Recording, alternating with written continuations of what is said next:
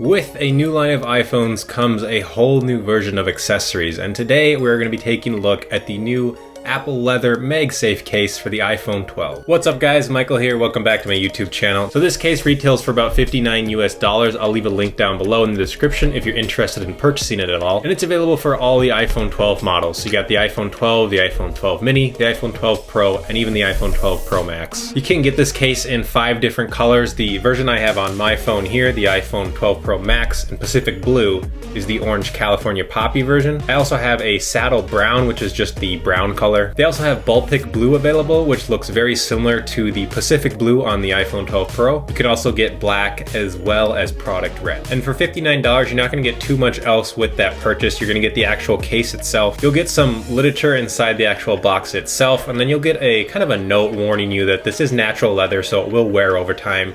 You might see some dark spots or some creases because it is genuine leather. And then you just get a photo showing you how to install the case on the actual iPhone. So for $60 and being genuine leather, I would definitely put this in the premium category of cases. That's quite a bit to pay for just an iPhone case. There's a lot of other nice cases you can get on the market, especially if your budget is going to be as high as this. But the big feature here is that you're not only getting that genuine leather, but you're also getting the MagSafe feature built into the actual case itself. So of course the MagSafe will allow you to attach any sort of accessories you have that are compatible with MagSafe on the new iPhone 12s, and you'll be able to use all those accessories without any sort of issues while you use this new Apple leather case. When I first got the iPhone, I couldn't decide which color case I want, so I ended up getting both, the orange as well as the brown. I think I'm going to end up returning the orange and keeping the brown. The brown looks really nice with the Pacific Blue iPhone 12. But let's actually dive around the actual case and take a look at some of the buttons, cutouts, and features that it has. So I first want to take a look at the front of the case here. You can see that we do kind of have a lay on the table design here. And what I mean when I say that is there's a slight lip here that will allow you to put the phone face down on the actual table.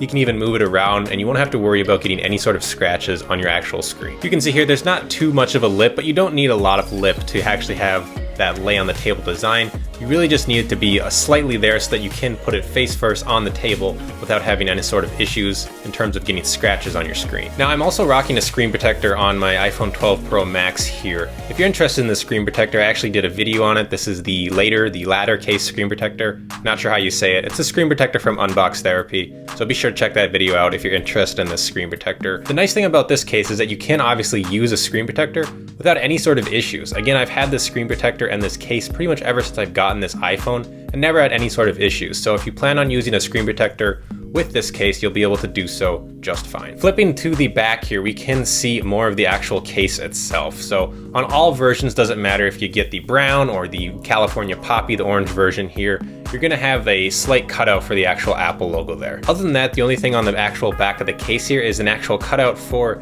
the camera lenses themselves. And you can see there's actually some plastic around the edges here just to give it a little more protection. One thing to note though is that this basically just replaces the camera bump that's already on the iPhone when you're not using a case with it. You can see here, because this plastic is here, it adds another bump to the actual case itself. So if you try to put this flat on the table, it's gonna wiggle a little. It's not gonna go on the table fully flat. Not a huge deal, just something to note if that does concern you at all. At the top of the actual case, there is nothing here. Taking a look at the sides, we have kind of a small cutout for the actual silence switch here. It can be kind of hard to get to sometimes.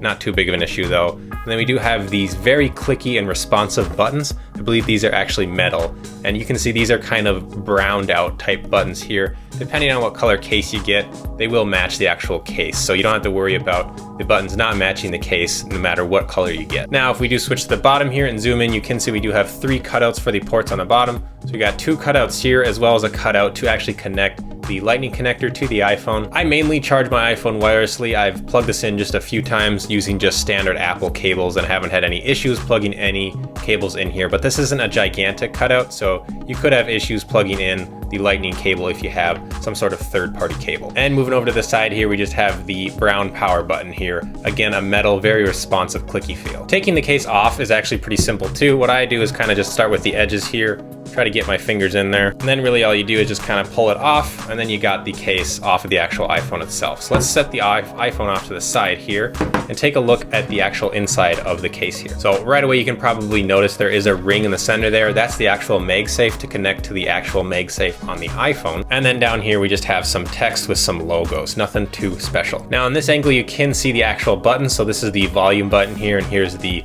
the silence switch kind of port there. Of course, we do have that cutout for the actual cameras there, more cutouts on the bottom.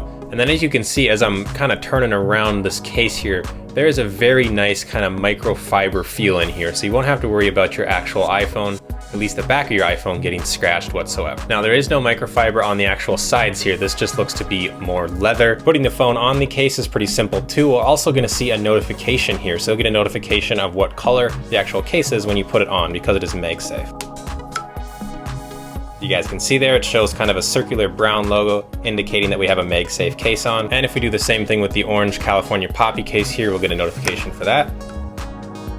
So there you go. Other than that, guys, that's gonna do it for this review of the new Apple leather case for the iPhone 12s. If you guys enjoyed this video, be sure to give this video a thumbs up. Let me know in the comments down below if you're gonna be picking up one of these cases and what color. If you're new to the channel, be sure to subscribe. Otherwise, thanks for watching, guys. I hope you have a great rest of your day.